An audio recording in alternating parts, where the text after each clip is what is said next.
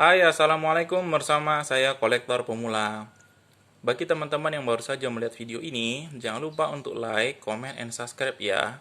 Kita akan selalu berbagi tentang uang kuno, hal-hal menarik tentang uang, dan membongkar fakta tentang uang. Nah, ini adalah uang Rp5, seri pekerja namanya. Uang Rp5 seri pekerja yang beredar pada tahun 1958. Jadi uang Rp5 ini masih banyak ditemukan di pasaran ya.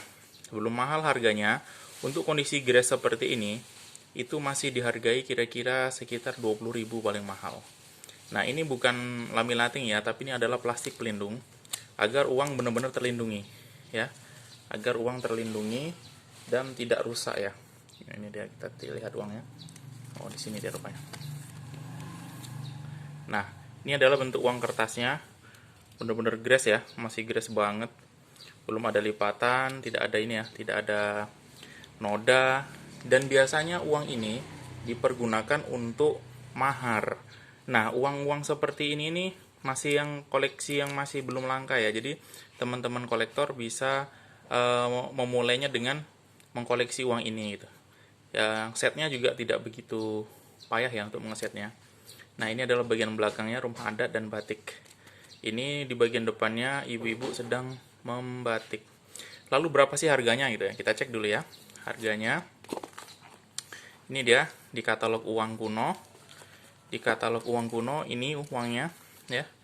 Ini uangnya seri pekerja manual worker 1. Ini 1958.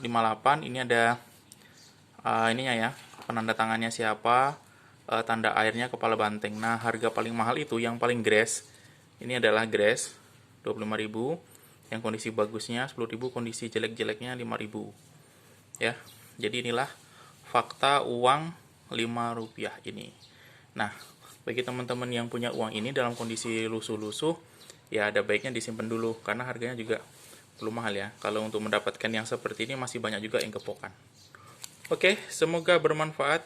Jangan lupa untuk like, comment, and subscribe ya. Terima kasih. Wassalamualaikum warahmatullahi wabarakatuh.